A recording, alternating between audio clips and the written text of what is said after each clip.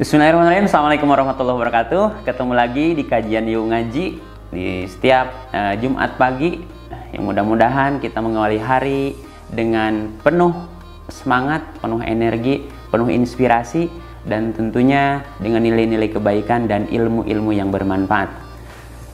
Berikutnya, selanjutnya kita akan membahas masih seputar bagaimana kita merawat tubuh kita, berperilaku pada kegiatan-kegiatan yang kita lakukan. Ternyata memang luar biasa, seperti disampaikan di konten-konten berikutnya. Islam itu agama yang maha sempurna, yang kegiatan-kegiatan terkecil pun itu diatur sedemikian rupa. Dari mulai kita bergaul dengan sesama, kemudian ketika kita misalnya mau ke toilet, itu harus memakai atau melangkahkan kaki yang mana, harus buat seperti apa, luar biasa. Dan sekarang kita akan membahas ketika kita bersin atau batuk, itu ternyata memang diatur juga dalam Islam. Kalau dalam segi kesehatan juga sebetulnya sudah diatur dalam segi kesehatan. Dan jauh sebelum itu ada, ternyata Islam sudah mengatur sebaiknya kita seperti apa. Salah satu hadis yang diriwayatkan oleh Abu Daud dan Tirmizi, a'udzubillahi minasyaitonirrajim.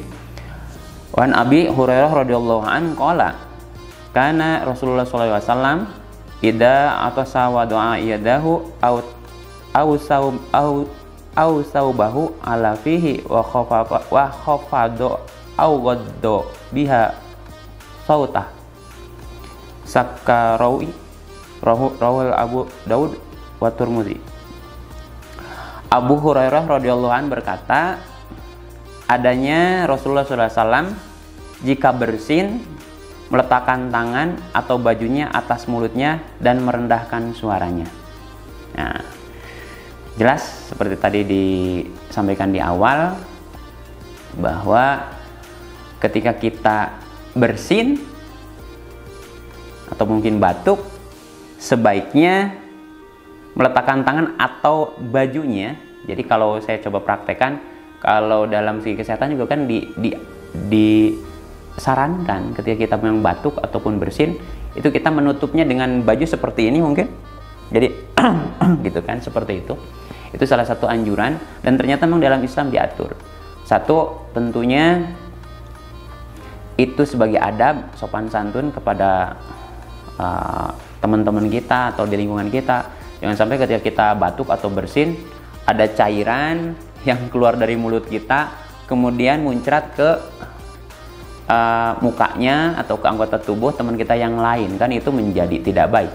Tapi ketika kita misalnya ditutup langsung dengan baju seperti ini, satu, manfaatnya tentunya itu menghalangi jangan sampai ada cairan yang keluar dari mulut kita nempel ke orang lain, pasti ke baju kita. Kedua juga, itu ternyata meredam suara kita sehingga tidak bising. Kemudian yang ketiga, dalam segi kesehatan juga, bahwa dalam bagian, terutama bagian ini ketiak gitu ya, karena disarankannya bagian ketiak, itu juga ternyata aroma ketiak kita itu bisa membunuh kuman-kuman yang ketika kita batuk atau bersin gitu. Jadi ternyata manfaatnya luar biasa. Jadi kadang teman-teman kan sering sekali ya batuknya seenaknya atau seperti apalah gitu ya.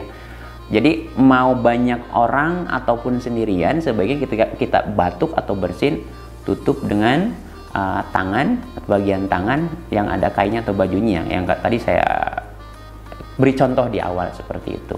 Mudah-mudahan ini membuat kita jadi lebih paham dan lebih tahu, dan paling utama adalah kita mengaplikasikan.